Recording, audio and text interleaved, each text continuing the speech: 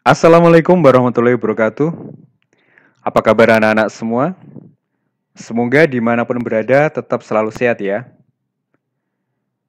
Di pertemuan kali ini kita masih membahas materi bab 6 PPKN, yaitu tentang semangat dan komitmen kebangsaan untuk memperkuat NKRI. Nah, ini pertemuan ketiga kita. Semoga walaupun kita saat ini masih PJJ, Bapak harapkan kalian masih tetap semangat dalam belajar.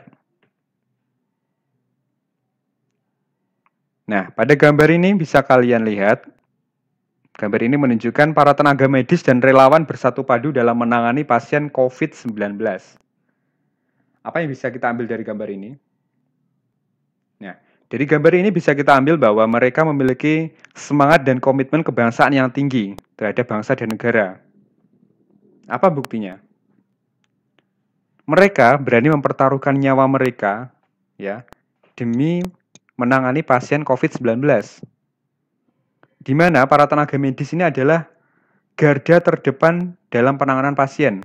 Kalau bukan tenaga medis, siapa lagi yang akan mengurusi pasien COVID-19? Nah, inilah yang harus kita apresiasi. Karena mereka memiliki semangat dan komitmen kebangsaan yang sangat tinggi pada bangsa dan negara. Dan semoga Bapak harapkan itu tertanam pada diri kita masing-masing. Apa sih makna semangat dan komitmen kebangsaan? Jadi semangat dan komitmen kebangsaan itu adalah kesadaran seseorang secara bersama untuk mencintai bangsa dan negaranya dengan mendahulukan kepentingan bangsa dan negara di atas kepentingan pribadi maupun golongan. Seperti yang Bapak sudah contohkan tadi, para tenaga medis COVID-19 ya, mereka mengutamakan kepentingan bangsa dan negara daripada kepentingan pribadi. Ya. Buktinya mereka berani mempertaruhkan nyawa mereka di garda terdepan untuk menangani pasien COVID-19. Gitu. Berikutnya, semangat dan komitmen kebangsaan pendiri negara dan para pahlawan Indonesia dapat dilihat pada peristiwa penting sebagai berikut. Apa aja peristiwa pentingnya? Yang pertama, peristiwa kebangkitan nasional, itu tahun 1908, di mana pada masa itu perjuangan dalam mengusir penjajah yang semula perjuangannya masih bersifat kedaerahan ya, berubah menjadi bersifat nasional. Seperti yang kita tahu, sebelum peristiwa kebangkitan nasional, perjuangan di Indonesia itu masih bersifat kedaerahan. Nah, itulah mengapa sebelum 1908, perjuangan-perjuangan di daerah masih bisa diatasi oleh Belanda.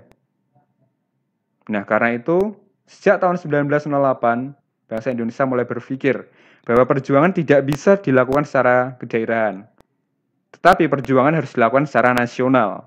Gitu. Karena dengan bersatu, kita pasti mampu mengalahkan penjajah. Gitu.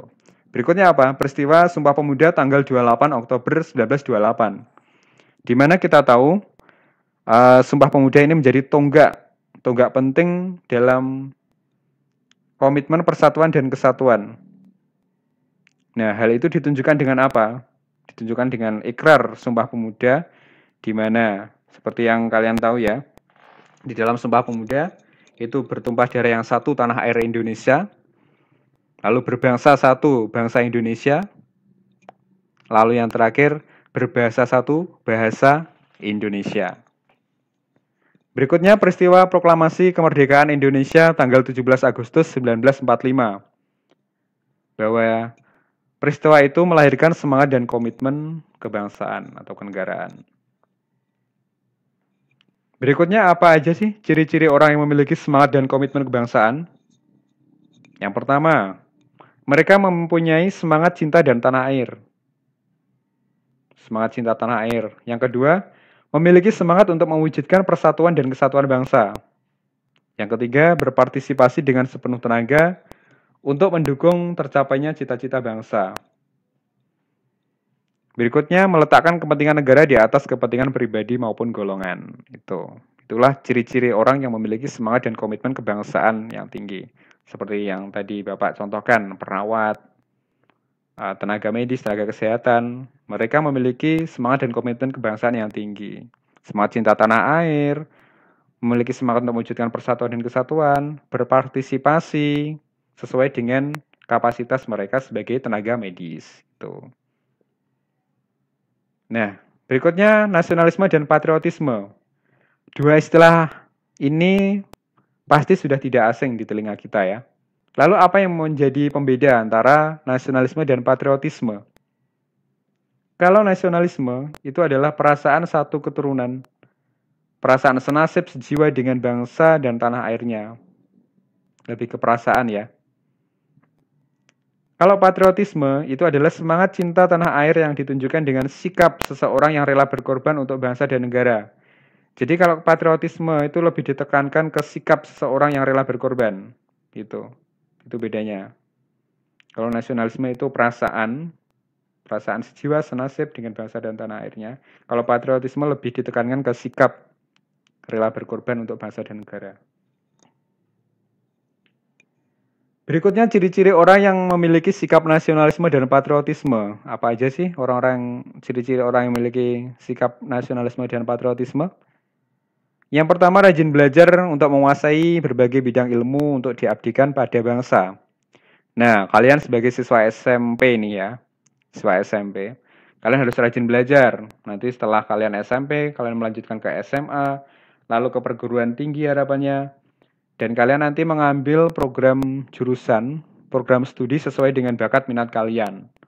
Setelah lulus, kalian nanti bisa mengabdikannya kepada bangsa dan negara. Gitu. Misalnya nanti ada yang pengen jadi dokter, arsitek, guru, dan lain-lain. Intinya diabdikan pada bangsa dan negara.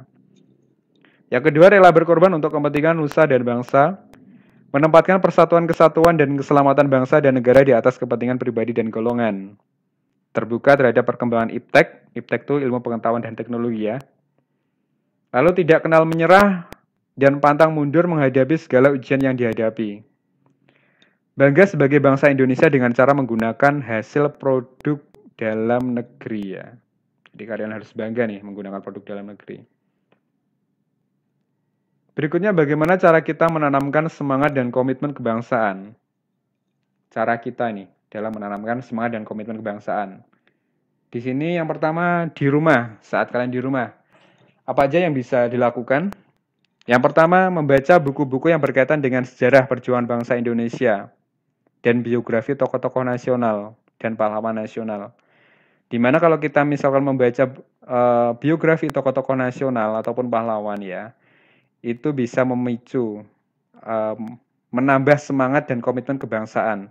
Karena apa? Karena peran atau hal-hal yang dilakukan oleh tokoh-tokoh nasional atau pahlawan nasional itu sangat luar biasa. Luar biasa sekali semangat nasionalismenya, semangat patriotismenya ya. Nah itu, makanya bisa menanamkan semangat dan komitmen kebangsaan. Yang kedua, menonton film-film perjuangan dan mendengarkan lagu-lagu perjuangan nasional. Kalau film-film perjuangan banyak ya. Contohnya kayak film Insinyur Soekarno, lalu film Jenderal Sudirman, dan lain-lain. Lalu memutuskan segala permasalahan dalam keluarga melalui musyawarah mufakat. Musyawarah mufakat ini sangat penting sekali anak-anak. Di mana manfaat dari musyawarah mufakat ini contohnya apa? Contohnya misalkan masalahnya dapat segera terpecahkan. Lalu hasil keputusannya tentu yang diambil bisa menguntungkan semua pihak. Lalu dapat menyatukan perbedaan yang ada. Itu beberapa manfaatnya. Lalu kalian juga bisa mengibarkan bendera merah putih di rumah pada saat Hari Nasional Kebangsaan. Contohnya pada saat 17 Agustus. Ya. Di sekolah, apa yang bisa dilakukan? Menghargai perbedaan antar sesama murid, sama siswa gitu ya. Yang kedua, melaksanakan tugas dengan disiplin dan penuh tanggung jawab. Nah, ini contohnya pada saat masa PJJ ini kan kalian kan diberi tugas kan. Nah, itu kalian kerjakan dengan baik.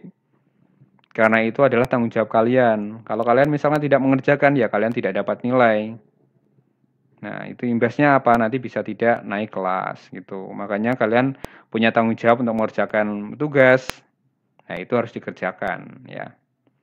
Berikutnya mengikuti berbagai kegiatan positif di sekolah, kayak misalkan apa ekstrakurikuler. Kalian ikuti sesuai dengan bakat minat kalian.